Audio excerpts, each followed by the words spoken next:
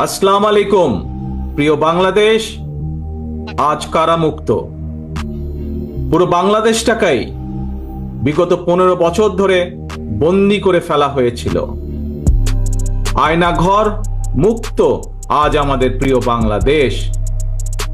বিরোধী মতের মানুষকে আয়নাঘরে আটকে রাখা হতো, আজ উন্মুক্ত হয়েছে গণতন্ত্রের দ্বার।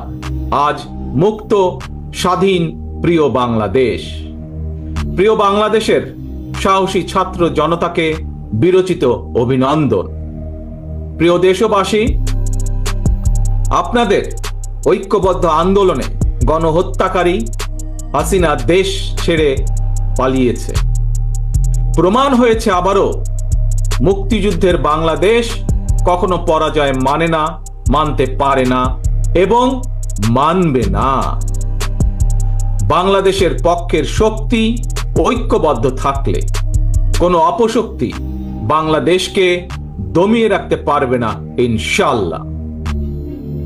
1971 এর মুক্তিযুদ্ধ আর 2024-এর মুক্তিযুদ্ধ, উভয় মুক্তিযুদ্ধেই জনগণের বার্তা একটি।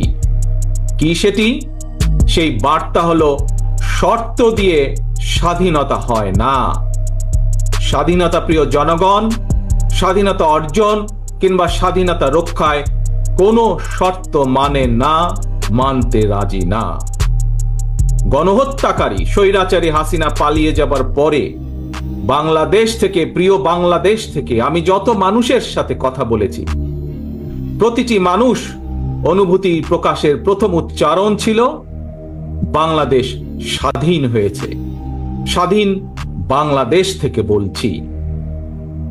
দেশ এবং জনগণকে স্বাধীন করতে গিয়ে চোখে মুখে বুকে গুলি আলিঙ্গন করা আবু সাইদ কিংবা মুগ্ধের মতন হাজারো ছাত্র ছাত্রী, তরুণ তরুণীকে প্রাণ বিসর্জন দিতে হয়েছে। আহত হয়েছেন অসংখ্য, অগণিত মানুষ। এর ভিতরে ছাত্র ছাত্রী রয়েছেন, এর ভিতরে রয়েছেন সাধারণ মানুষ, গৃহিণী, এর ভিতরে রয়েছেন রাজনৈতিক নেতা কর্মী বৃন্দ। গণতন্ত্রের বিজয়ের ইতিহাসের এই মানুষগুলোর স্মরণীয় হয়ে থাকবেন। ছাত্র জনতার এই বিপ্লবে দেশের সকল শ্রেণী পেশার মানুষ সেদিন রাজপথে নেমে এসেছিলেন। গণতন্ত্রের পক্ষের রাজনৈতিক দলের নেতাকর্মীদের পাশাপাশি একজন মা যেমন তার সন্তানকে কোলে নিয়ে সেদিন রাজপথে সামিল হয়েছিলেন, একইভাবে শিক্ষক, সাংবাদিক, বুদ্ধিজীবী, সাংস্কৃতিক কর্মী, শ্রমিক সহ সকল শ্রেণী পেশার মানুষ সেদিন রাজপথে নেমে এসেছিলেন। 52, 71 কিংবা 90-এর মতন দেশের ছাত্র সমাজ বিজয়ের নতুন আরেকটি অমর ইতিহাস রচনা করেছেন। ছাত্র জনতার ঐক্যবদ্ধ বিপ্লবের মধ্য দিয়ে 2024 সালের 5ই আগস্ট বাংলাদেশ দেখেছে আরেকটি বিজয়।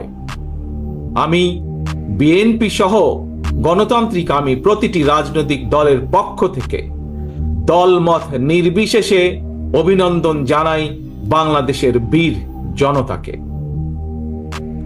প্রিয় দেশবাসী, হাজারো শহীদের রক্তের বিনিময়ে অর্জিত স্বাধীনতার গৌরবকে কালেমা মুক্ত করার ষড়যন্ত্র এরই ভিতরে আবার শুরু হয়ে গিয়েছে। দেশকে গণতন্ত্রের উত্তরণের চলমান প্রক্রিয়াকে বাধাগ্রস্ত করতে সারা দেশে অস্থিতিশীল পরিবেশ সৃষ্টির ষড়যন্ত্র স্পষ্ট হয়ে উঠছে। প্রশাসনের প্রতি আহ্বান, শক্ত হাতে আইন শৃঙ্খলা নিয়ন্ত্রণ করুন, প্রতিটি মানুষের নিরাপত্তা নিশ্চিত করুন। ধর্ম, বর্ণ পরিচয়ের কারণে কেউ যেন নিরাপত্তাহীনতায় না থাকে, সবার আগে সেটি নিশ্চিত করতে হবে। দেশের বর্তমান পরিস্থিতিতে বিএনপি সহ বাংলাদেশের গণতন্ত্রের পক্ষের দলগুলোর দৃষ্টি আকর্ষণ করে বলতে চাই, ষড়যন্ত্রকারীদের এই নৈরাজ্যের কাছে আমরা হার মানতে পারি না। আমি বিশেষ করে এই মুহূর্তে দেশের সবচেয়ে বড় এবং জনপ্রিয় রাজনৈতিক দল হিসাবে সারা দেশে বিএনপির সর্বস্তরের নেতাকর্মীর প্রতি আহ্বান রেখে বলতে চাই, আপনারা যিনি যেখানে বসবাস করেন সেখানে আপনার বন্ধু কিংবা পাড়া প্রতিবেশী, তিনি মুসলমান, বৌদ্ধ, হিন্দু, খ্রিস্টান, ধর্মীয় পরিচয় যাই হোক না কেন, বিশ্বাস যাই হোক না কেন, তার নিরাপত্তায় আপনি ঢাল হিসাবে দাঁড়িয়ে দৃষ্টান্ত স্থাপন করুন। আমাদেরকে মনে রাখতে হবে, বাংলাদেশে ভূখণ্ডে বসবাসকারী প্রত্যেকটি মানুষের একটি পরিচয়, সেটি হচ্ছে আমরা বাংলাদেশী। প্রিয় ভাই বোনেরা, আরেকটি বিষয়ের প্রতি আপনাদের দৃষ্টি আকর্ষণ করে কথা বলতে চাই। একটি সভ্য এবং গণতান্ত্রিক রাষ্ট্রে পুলিশ অপরিহার্য। পুলিশ জনগণের শত্রু নয়। গণহত্যাকারী হাসিনা বিনা ভোটে ক্ষমতায় থাকার জন্য আইন শৃঙ্খলা বাহিনীকে জনগণের শত্রু হিসাবে দাঁড় করিয়েছে। তবে আমি বিশ্বাস করি, বিএনপি বিশ্বাস করে, বাংলাদেশের গণতান্ত্রিক রাজনৈতিক দলগুলো প্রত্যেকে বিশ্বাস করে, পুলিশের ভেতরে একটি চক্র ছাড়া অধিকাংশ পুলিশ কর্মকর্তা এবং সদস্য চাকরিবিধি মেনেই, দেশের আইন কানুন মেনেই দায়িত্ব পালনের চেষ্টা করছেন। হাসিনার পালনের পরে বর্তমানে খুব সুকৌশলে একটি চক্র পুলিশের মনোবল ভেঙে দেওয়ার ষড়যন্ত্রে লিপ্ত হয়েছে। পুলিশকে অকার্যকর করে দেওয়া গেলে দেশকে অস্থিতিশীল করা সহজ। ধর্মীয় সংখ্যালঘু জনগোষ্ঠীর মনে নিরাপত্তাহীনতা সৃষ্টি করা সহজ।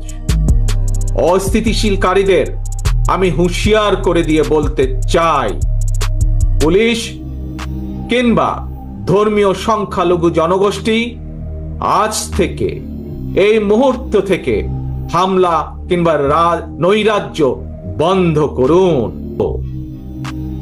ছাত্র জনতার এই রক্ত ঝরা বিপ্লবের চূড়ান্ত লক্ষ্য একটি বৈষম্যহীন গণতান্ত্রিক বাংলাদেশ।